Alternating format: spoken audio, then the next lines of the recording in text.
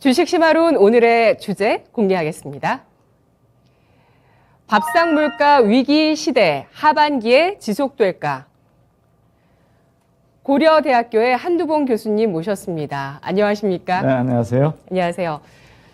인플레이션이 전방위적으로 확산되고 있습니다. 지난해 같은 경우는 원자재 가격이 크게 오름세를 보였죠. 아무래도 공급망 차질 이런 것들이 영향을 주고 물류 차질도 영향을 주면서 이런 현상들이 나타났는데 올해는 이 러시아 우크라이나 전쟁 사태 이후에 여러 가지 식료품 가격과 또 곡물 가격들이 치솟으면서 하반기까지 이러한 영향이 있을지에 대해서 많이 주목하고 있는데요. 이러한 현상들이 식량 위기가 원인이 되고 있다고 분석하고 있더라고요. 교수님 어떻게 보십니까? 그렇죠. 식량 위기는 2019년서부터 시작됐습니다. 그래서 팬데믹으로 인하여 우선 뭐 아무리 많이 생산했어도 부도 노동자들이 다 코로나에 걸리고 수출을 못 하다 보니까 그 한쪽에서는 그 식량이 남아돌고 한쪽에서는 모자라는데 서로 공급할 수 없었는데 올해는 거기에 더불어서 세계 곡창지대 하나인 흑해 주변에 러시아와 우크라이나가 전쟁이 일어남에 따라서 미래 수출량의 세계 수출량의 30%를 차지하는 물량이 한 2,500만 톤이 수출을 못하고 있어요. 그러다 보니까 개도국을 중심으로 해서 특히 아프리카나 중동 지역에서 식량을 갖다 구하지 못하고 있습니다. 또 이러한 것은 식량이라는 것은 절대량을 갖다 먹어야 되기 때문에 한쪽에서 30%의 수출량이 없어지니까 다른 쪽에서 곡물 가격이 뛰고 있습니다. 예를 들어 밀 가격이 뛰다 보니까 밀 대신에 밀을 생산하기 위해서 콩 재배 면적도 줄이고 또 옥수수 재배 면적도 줄이다 보니까 다른 곡물 가격도 같이 뛰고 있습니다. 또 한편 이렇게 되는 것은 또 인플레이션, 세계적인 인플레이션이 굉장히 심하기 때문에 우리나라같이 식량의 한 80%를 수입하는 나라에 있어서는 지금 환율이 1,000원에서 1,300원으로 되니까 20% 이상 수입 가격이 또 뛴 거라고요. 그러니까 앞으로 그 거시경제 여건이나 이러한 환율이 안정되지 않고서는 하반기에 그 밥상 물가는 더욱 뛰지 않을까 걱정이 많이 됩니다. 네, 이번 주에 한국은행에서 이 물가 관련한 보고서를 냈거든요. 물가 안정목표 운영 상황 점검 보고서가 나왔는데 여기에서도 계속해서 가공식품과 외식 물가가 앞으로 계속 올라갈 수밖에 없을 것이다. 그래서 그렇죠. 올해의 물가 상승률을 5% 돌파 가능성까지 내다봤었고 그리고 내년도까지 이런 에그플레이션발 어떤 가공식품 등의 관련 가격들의 상승세가 이어질 것으로 전망이 나오고 있는 상황인데요. 지금 말씀해 주셨듯이 뭐 물류라든지 전쟁의 여파도 있었고요. 그리고 제가 지난 4월경에 한 신문 헤드라인이 아직도 기억에 남는데요. 세계 4대 곡창지대가 모두 망가졌다라는 헤드라인이 나왔습니다. 이때 전쟁뿐만 아니라 어떤 기후 변화로 인해서 우크라이나나 북미, 아르헨티나 같은 세계 3대 곡창지대뿐만 아니라 중국까지 해서 지금 씨를 뿌려야 되는 시기에 씨를 뿌리지 못했다 이런 이야기들이 나왔었거든요. 그 여파가 아무래도 분명히 있을 텐데 이 이상 기후까지도 지금 식량 위기에 영향을 주고 있는 상황이죠. 그러니까 기후 위기라는 것은 이제는 현실입니다. 그러니까 과거에서는 우리가 뭐 지구 온난화 문제를 했지만은 기후 위기를 슬기롭게 대처하지 않으면은 전 세계가 식량 문제뿐만 아니라 에너지 문제 그리고 기업이 경영하는데도 굉장히 어려움이 있을 거라고 생각합니다. 특히 인류는 이제까지 경험해보지 못하는 식량 위기에 접하고 있습니다. 코로나19 그리고 가뭄과 불볕더위, 홍수 등으로 이러한 이상기후, 전쟁, 또 유가가 뭐 계속 뛰고 있죠. 그러니까 특히 러시아와 EU가 사이가 안 좋다 보니까 천연가스를 갖다 중단하다 보니까 천연가스로부터 비료를 생산합니다. 무기질 비료를 생산하는데 무기질 비료 값이 또 뛰고요. 천연가스를 원료로 해서 비료를 생산하는 그렇죠. 거죠. 비료 값이 유럽에서는 한 4배가 뛰었고요. 전 세계적으로 3배가 뛰었습니다. 비료를 적게 쓴다면 생산성이 또 떨어지니까 내년에 곡물 생산량이 또 줄기 때문에 곡물 생산이 줄이면 사람이 곡물을 먹지 않을 수는 없지 않습니까? 그래서 가격은 더 많이 뛴다는 거죠. 그렇기 때문에 이 기후 위기와 또 에너지 위기 그리고 또 정치적인 불안정으로 인한 전쟁 등으로 인하여 세계 식량 위기는 더욱 크게 문제가 되고 있습니다. 유엔 식량 농업 기구에 따르면 지난 3월에 세계 곡물 가격 지수는 170.1포인트로 2차 세계대전의 가장 높은 수준을 기록했습니다. 또 한편 우크라이나 전쟁 여파로 러시아가 흑해를 갖다 봉쇄했습니다. 흑해를 봉쇄했기 때문에 한 2,500만 톤, 그러니까 과거에 수출하던 수출 물량을 수출하지 못하고 있습니다. 그래서 바이든 대통령까지 나오고 유럽 정상들이 그 러시아를 설득하려고 그랬는데 푸틴도 거기에 대해서 만만하게 물러서지 않고 있습니다. 그러기 때문에 지금 뭐 다음 주에서는 뭐 터키에서 만나갖고 그 항로를 갖다 흑해 항로를 푼다는 얘기를 하고 있는데 러시아는 러시아의 입장에서 그냥 물러날 수는 없으니까 이 전쟁을 해놓고 실제적으로 회담을 한다면서 그 부두 주변에 있는 곡물 엘리베이터니까 곡물 터미널이죠. 곡물 창고, 큰 곡물 창고를 갖다 파괴하고 있습니다. 특히 그 우크라이나가 곡창지대이기 때문에 우크라이나 곡물 터미널이 있는 게 아니라 미국하고 캐나다가 갖고 있는 터미널에 한 1,800만 톤의 곡물이 저장되고 있는데 그것을 폭격하고 있습니다. 이와 더불어서 그 해상이 봉쇄되니까 우크라이나에서 어떻게라도 그 루마니아를 통해서 그 육로로 곡물을 좀 수출하려고 하고 있습니다. 그렇지만은 다리를 폭격하고 있어갖고 육류 수출까지 파괴하고 있습니다. 그러니까 이러한 것은 러시아, 구소련에서는 2차 세계대전 때 핀란드를 침략하면서 핀란드에서 발티케를 막았어요. 핀란드는 러시아라 육로로서는 러시아 접해고 해상으로서는 발티케가 나갈 수 있는데 거기를 막다 보니까 전 인구의 한 20%가 거의 아사했습니다.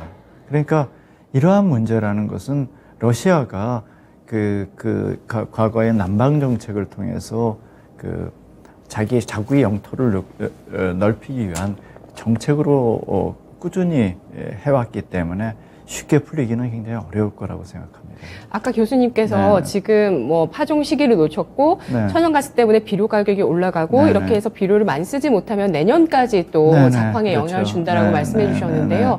지금 말씀해 주신 이 내용, 흑해 네. 쪽에 어떤 네. 파괴되어 있는 그런 항구라든지 다리 네. 이런 내용들도 단순하게 이제 뭐 협상을 해서 수출을 재개한다로 해결될 문제가 아니라 그렇죠. 그것들을 원상복구해야 수출이 재개되는 그렇죠. 거잖아요. 그러면은 시간이 꽤나 걸릴 것 같은데요. 그렇죠. 제일 문제가 되는 것은 지금 우선 해상을 통해서 수출을 해야 되는데 예. 해상을 해갖고 뭐 다음 주에 터키에서 회의를 한다는데 회담이 만약에 잘 됐다 하더라도 흑해 주변에 어뢰를 갖다 많이 설치해 놨다고요. 그러니까 예를 들면 우크라이나에서 러시아 그 함정이 들어오지 못하게 기뢰를 많이 설치해 놨는데 이것을 갖다 제거하는 데만 6개월이 걸린답니다. 그리고 또 한편 러시아가 침공을 하면서 러시아의 곡창지대에다 지뢰를 많이 파묻어 놨습니다. 우크라이나 곡창지대. 우크라이나 곡창지대. 그리고 그래서 그 지뢰를 또 제거해야 되고요. 그래서 지금 파종을 해야 되는데 다 침공된 건 아니기 때문에 우크라이나 농경지의 50% 정도밖에 파종을 못했습니다. 그러다 보면은 또 하나 문제가 되는 것은 창고는 제한되어 있는데 창고가 수출을 못하면 창고에 작년에 생산한 곡물이랑 올 봄에 만든 곡물들이 다 그냥 저장고에 있는 겁니다. 올 가을에 새로운 곡물을 갖다 수확하더라도 늘 공간도 없다는 거죠. 그리고 도로는 파괴되고 다리는 끊어지고 또 한편 육로로 하는데 기차로 수송을 하려더라도 그 우크라이나는 러시아랑 선로가 같습니다. 근데 유럽의 선로랑은 선로 크기가 작기 때문에 실제적으로 한 10여 센치가 적어갖고 바로 철도가 연결되지 않아요. 그러니까 우크라이나에서 그 철도를 통해서 곡물을 수출하더라도 그걸 다시 내려갖고 유럽 철도에 내리기 때문에 이게 쉽게적으로 이게 될 수 있는 문제가 아니겠습니다. 그래서 앞으로 이 사태가 그래서 오래 간다는 거죠. 아까 제가 세계 4대 곡창지대 말씀을 드리니까 채팅창에서 딱따구리님께서 옛날에 곡창지대 하면 호남평야, 농산평야, 국내 곡창지대 말씀을 해주시는데요. 참고로 세계 곡창 4대 지대는 우크라이나 흑토, 북미의 프레리, 아르헨티나의 팜파스, 이게 세계 3대고요. 4대로 이제 중국까지 포함을 한다고 그렇죠. 하는데요. 그런데 이런 곡물 주산지의 현황에 대해서는 지금 또 어떻게 파악을 하시나요? 그렇죠. 곡물 주산지에서 작년서부터 라니나 현상으로 인하여 세계가 가뭄이 되고 또 한편 폭염도 굉장히 심했습니다. 인도 같은 경우에 지난 4월 달에까지는 이제 우크라이나에 수출을 못 하다 보니까 인도에서 이제 밀을 수출해 갖고 외환을 벌어들이려고 했는데 4월 말 4월 달에 온도가 50도까지 치솟았습니다. 폭염으로 하다 보니까 4월에 정말 더웠습니다. 네네, 4월 말에요. 네. 그래서 5월 13일 날 다시 그 밀 수출 금지를 내렸습니다. 그러니까 세계 기상 불안정이라는 것이 예측 불가능하고 어디로 튈지 모른다는 거죠. 그러니까 예를 들면은 뭐 우리가 남극이나 북극이 녹아들고 많은 만열설이 히말라야 만열설이 녹아들고 있기 때문에 그 해수면도 올라가고 지구가 전반적으로 뜨거워지기 때문에 지구 자체가 굉장히 불안하고 있다는 거죠. 거기다가 이 기후가 불안정하다 보니까 이런 그 코로나19 같은 이런 우리가 보지 못했던 새로운 질병들이 많이 나타난다는 거죠. 그러니까 원숭이 두창도 나타나고 코로나 변이가 굉장히 일어나기 때문에 이러한 사태로 인하여 기후 위기 또 한편 기후 위기가 되다 보니까 여기에 따르는 뭐 건강 위기 또 한편 또 에너지가 소비가 많이 들지 않습니까? 기후가 폭염 에어컨도 많이 써요. 그러니까 에너지 위기 또 전쟁으로 인하여 또 그 에너지도 수출이 원활하게 공급이 안 되는 겁니다. 글로벌 공급량이 우선 원활하게 작동이 안 되다 보니까 뭐 석유값도 뭐 배럴당 뭐 130달러로 알고 지금 매일매일 우리가 휘발유 값이 최고치를 경신하고 있지 않습니까? 그리고 또 여기다가 주식시장도 세계 주식시장이 얼마나 침체됐습니까? 토마토 TV 시청자들이 잘 알고 계시겠지만은 그러니까 투자자들이 자산가들이 돈을 들 데가 없습니다. 그러다 보니까 요새 대체 투자를 많이 가지 않습니까? 금이라든가 은이라든가 거기에 따라서 식량까지도 투자를 하고 있다는 거죠. 그렇지 않습니까? 그게 또 가격을 밀어올리겠네요. 그렇죠. 가격을 또 밀어올리고 있다고요. 이런 투기적 수요. 그리고 또 한편 식량이라는 것은 우선 사람들을 심리적으로 불안하게 합니다. 식량이 없으면은 우선 뭐 에너지가 없다 그러면은 뭐 추운 데 살 수 있지만 식량이 없으면 우선 우리가 살 수가 생존을 못하게 생존의 3대 요소가 식량 아닙니까? 그리고 인간의 욕망 중에서 가장 참을 수 없는 게 식욕이라고 그랬기 때문에 이 불안 심리가 굉장히 커지면 사재기가 또 심화됩니다. 그러니까 자기가 필요한 거 이상으로 앞으로가 불안하기 때문에 식량을 구입하기 때문에 식량값은 더 뛰게 되고 있기 때문에 앞으로 이런 식탁 물가를 갖다 어떻게 잡느냐가 우리나라 하반기 경제의 가장 큰 이슈가 되지 않을까 생각합니다.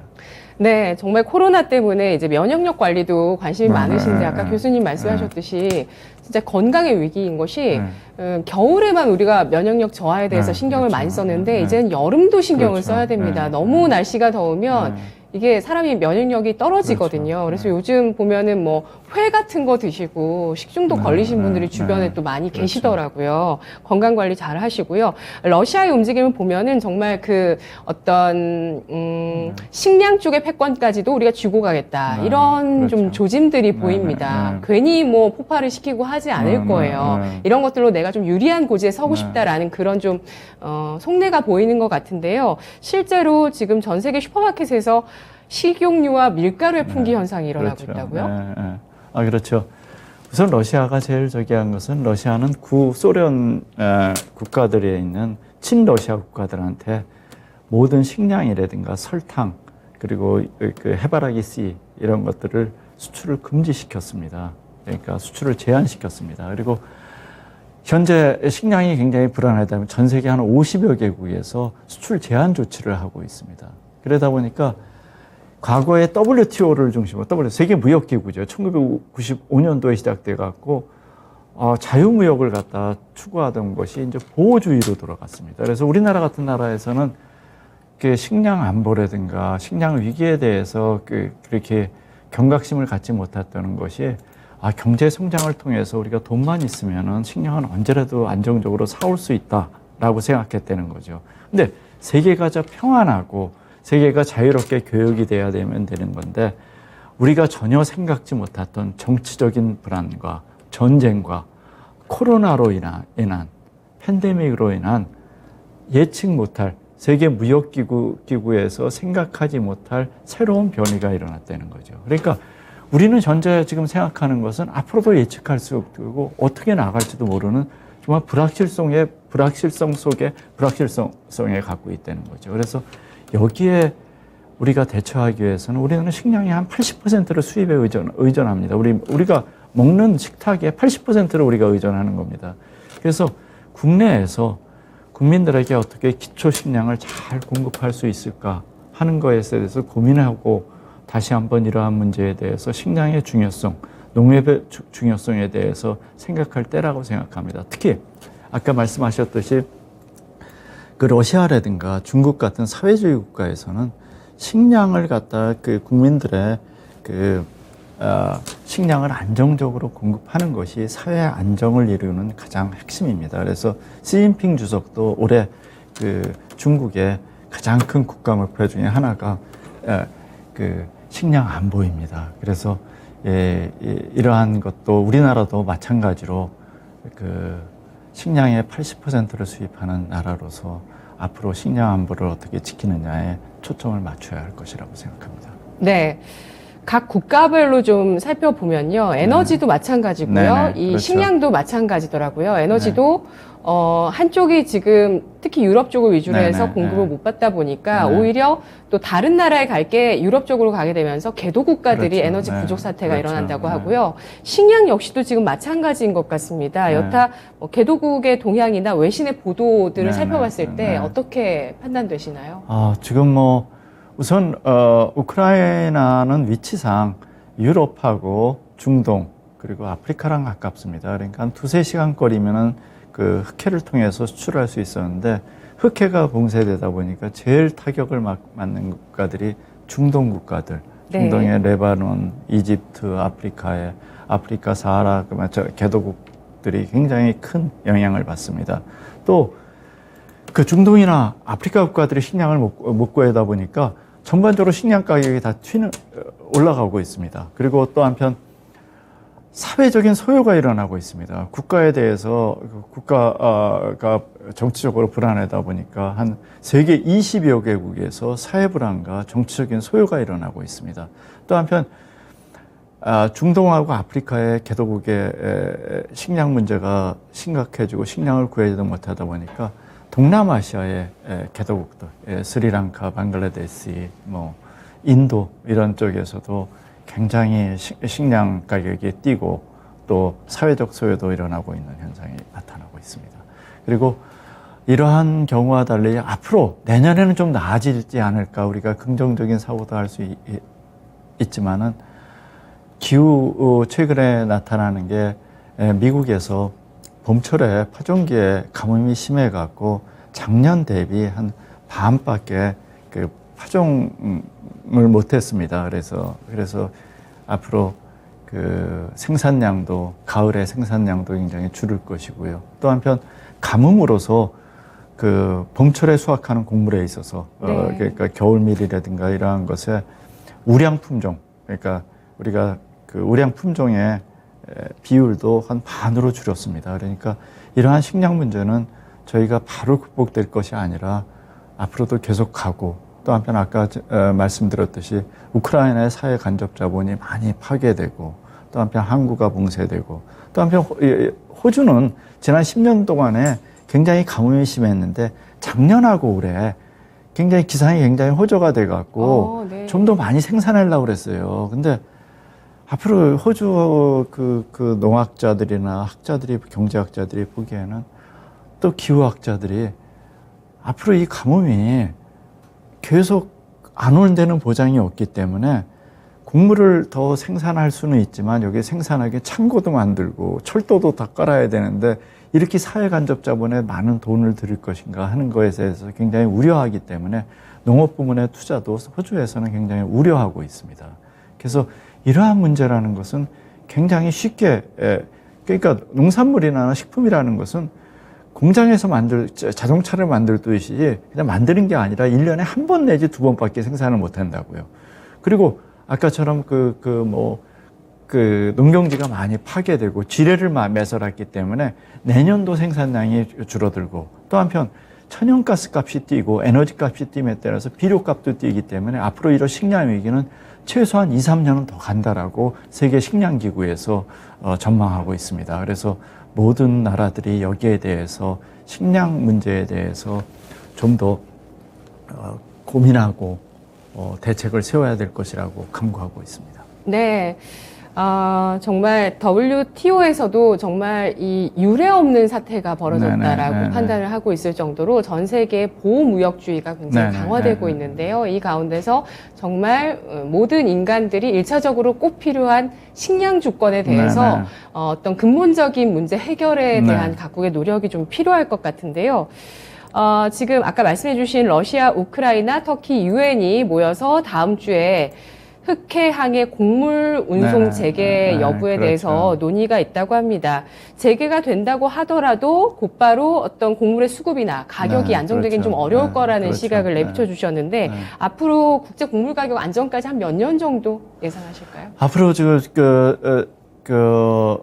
유엔의 유엔의 식량 농업 기구에서 2024년까지는 식량 위기가 식량 가격이 계속 폭등할 것이라고 얘기하고 있습니다. 그래서 네. 저희 같은 수입국에 있어서 특히 개도국에 있어서는 어떻게 하면은 식량 자금 능력을 늘릴 수 있는가 거기에 대해 초점을 맞춰야 될 것이라고 생각합니다.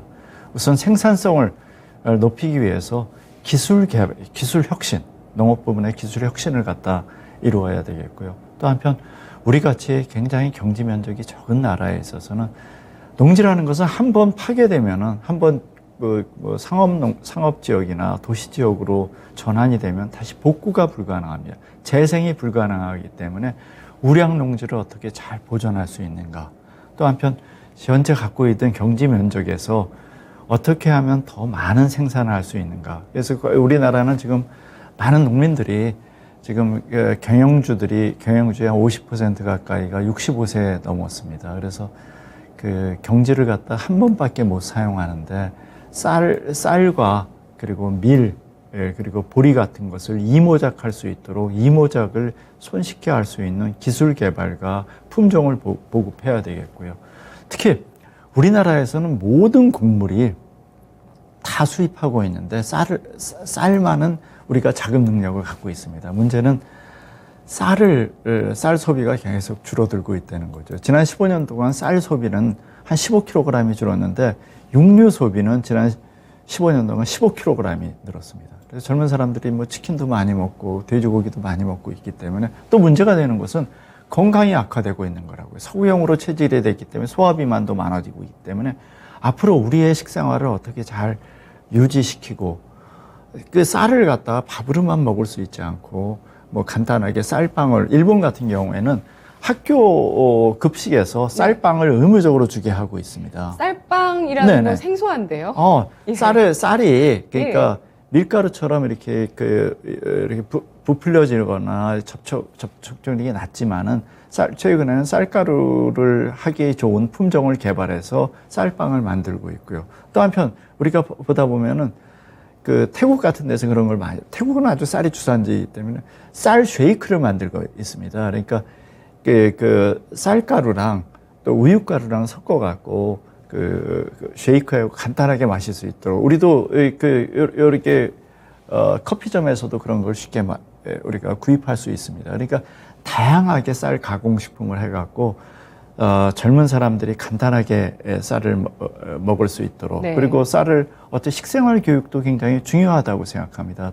또 한편 우리는 진짜 풍요로운 세계에 살고 있습니다. 우리가 쌀을 식량을 생산하거나 수입해서 쌀 공급량에 소비지까지 가는 동안에 한 35%가 버려지고 있습니다.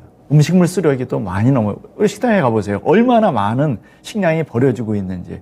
그러니까 80%의 식량을 수입하다가 그 중에 한 35%는 버려지고 있는 거라고요. 그래서 선진국에서는 이런 식량의 자원화 문제에 대해서 굉장히 고민하고 있습니다. 미국이나 프랑스, 노르웨이 같은 데에서는 우리가 그 슈퍼마켓 가면 유통기간이 있지 않습니까? 유통기간에 가까운 거를 갖다 폐기 처분하는데 이러한 것을 폐기 처분하면은 큰 벌금을 받게 되어 있습니다. 그래서 이러한 것을 푸드뱅크나 해갖고 저소득층에 준다든가 또 한편 음식물 쓰레기를 이용해서 사료로 쓰고 그러니까 우리가 뭐 축산물에 대한 사료로 쓰고 또 한편 퇴비로 만들어 갖고 비료 수위도 줄일 수가 있겠대요. 근데 우리나라는 그렇게 하다가 최근에 뭐 사료로 쓰다 보니까 뭐 가축 질병이 나타나고 또 퇴비를 하다 보니까 염분이 많아갖고 토양에 좋지 않다 그래서 안 쓰고 있는데 이러한 것을 좀 더 우리가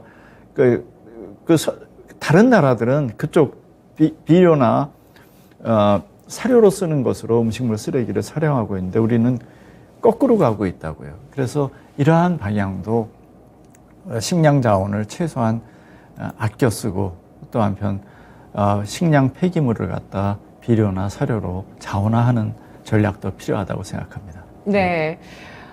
지금 시간이 얼마 남지 않아서 네, 좀 네, 아쉽기도 한데요. 네. 얘기 듣다 보니까 너무 재밌는 얘기들이어서 진짜 이 식량의 중요성에 대해서 다시 한번 우리가 생각해보고 이 어떤 구조적인 것들을 조금 더 잘 선순환적으로 바꿔나가야 되는 노력이 필요하겠다라는 생각이 많이 드는 것 같습니다. 가공식품 가격의 상승 가능성에 대해서 많이 전망이 되고 있어요. 그래서 신조어로 런치플레이션이라고 해서 점심값이 올라가고 있다 이런 얘기들이 나오는데요. 실제로 뭐 냉면 가격 10,000원 다 넘어섰고 치킨 가격도 뭐 20,000원 넘어서고 굉장히 이런 뭐 시중에 그 식당의 메뉴판의 가격들이 다 올라가고 있거든요. 그래서 뭐 이제는 다시 또 집밥이다 해서 집밥의 수요가 늘어날 것이다라는 전망도 나오고 있더라고요. 현재 가공식품 외식 가격 수준에 대해서 어떻게 평가하실까요? 지금 말씀하신 데처럼 그러니까 점심값이 10,000원을 넘어서고요. 특히 대학교 앞에서도 정말 8,000원, 뭐 10,000원 이렇게 하다 보니까 학생들이 굉장히 어려움이 많습니다. 그래서 도시락도 많이 먹고 있는데요. 우리가 이렇게 현재 농산물 가격이 곡물 가격이 오르면은 결국 외식 가격이나 그리고 그 가공식품 가격이 올라간다. 그런데 그런 적이 있습니다. 그 가공식품이나 식품 가격은 올라갈 때는 라켓처럼 빨리 올라가고 떨어질 때는 깃털처럼 서서히 떨어진다는 거죠. 그리고 또 하나 저기라는 것은 우리가 자동차 가격이나 뭐 공산품 가격은 우리가 이런 포장지에 가격이 정해져 있습니다. 이렇게 노트북 같은 경우도 150만 원이나 정해 있고 핸드폰 가격도 뭐 50만 원이나 정해져 있는데 농산물 가격은 가격이 정해져 있지 않습니다. 그때그때 뛰는 거기 때문에 그리고 항상 사람이 필수재이기 때문에 안 먹을 수가 없기 때문에 공급이 조금 줄면 값이 굉장히 많이 뜁니다. 그리고 바로 생산할 수도 없다는 거죠. 그렇기 때문에 지금 특히 가공식품과 외식 물가는 지난달에 비해서 한 5%가 뛰었습니다.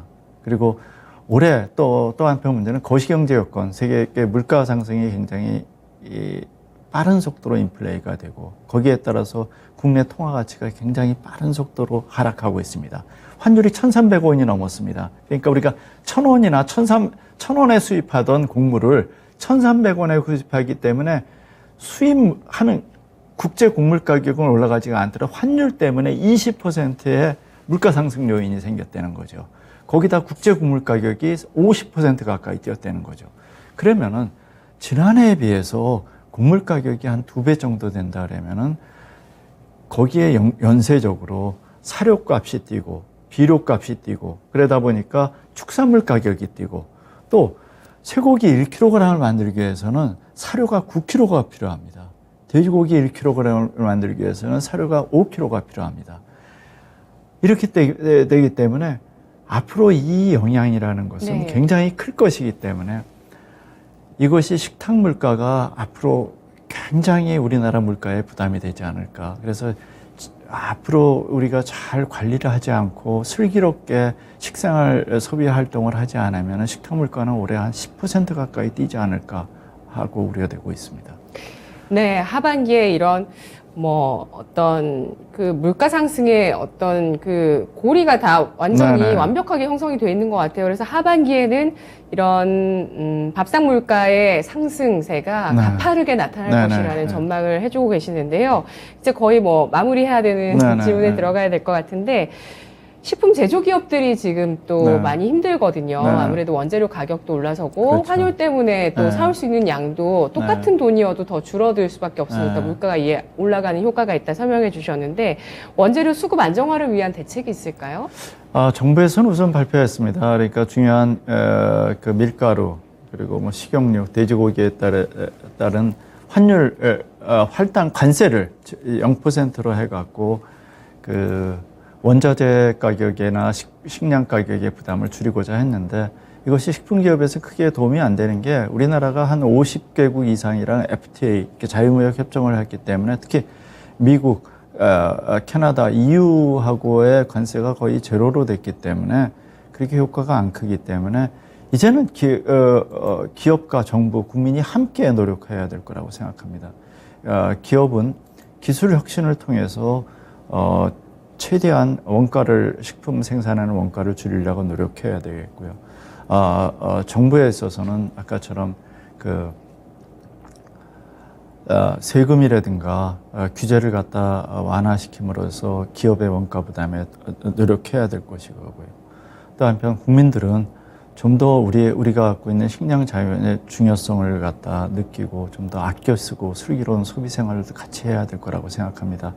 어느 한쪽만이 정부만이 풀 수 있는 것이 아니고 기업만이 풀 수 있는 것이 아닙니다.